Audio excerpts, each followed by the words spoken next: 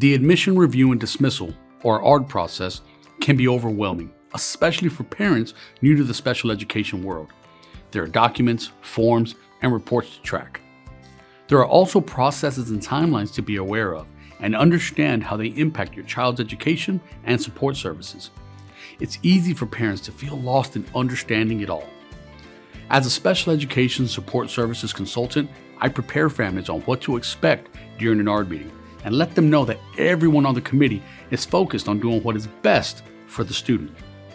However, as the parent of children with disabilities, I know that it's my job to advocate for the support and services my children need to do well in school and to be prepared for life after school. This advocacy starts by being prepared for the ARD meeting. My goal today is to help you understand the importance of your advocacy role and provide suggestions on ways to be prepared for the ARD meeting so you don't feel lost. The first thing parents need to understand is that they are in the driver's seat for this entire process. They should think with the end in mind and have an idea of what they want their child's life after school to look like. Think of the ARD committee as passengers in the car you're driving. As the parent, it is your job to make sure they provide your child with the education, support, and services needed to prepare your student for their destination, which can be additional education, employment, or independent living. You, as the driver, steer the committee in the direction you want to go. These directions are captured in the Individualized Education Program, or IEP. We all know how important it is to have the right directions on a map when you're traveling somewhere for the first time, right? Well, it's just as important to double check the information on an IEP because it is the map that contains the information about what services and support your child will receive at school. Let's review the 5 main areas of an IEP I tell parents they must look at carefully before attending an ARD meeting. We'll start with the first page. This is where you'll find identification information about your child, including name, age, student ID number, eligibility status, and the date the paperwork was produced. It's important that all this information is correct, especially the date. Next up is the PLAF.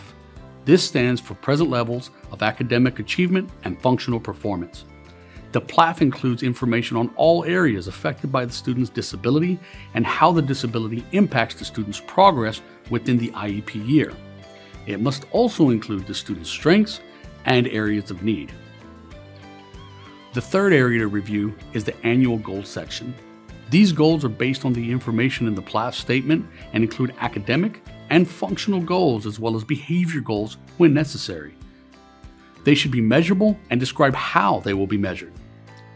There should also be a statement about when you can expect to receive progress reports on your child's progress towards these goals.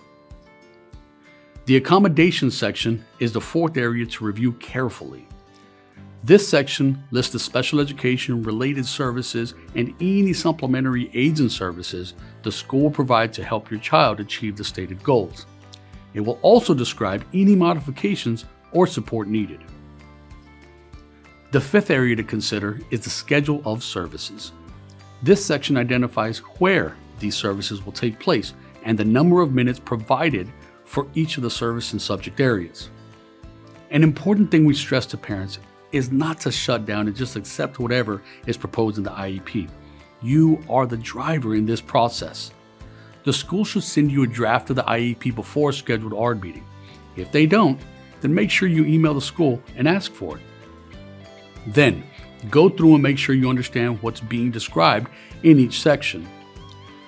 We tell parents to look at every page, and for each recommendation, goal, and accommodation, they need to be ready to ask.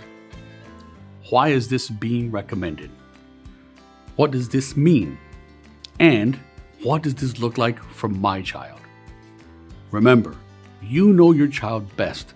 If something is written in the IEP that doesn't make sense, ask, what can you show me that supports this recommendation? You can also ask why a service or modification is not being provided.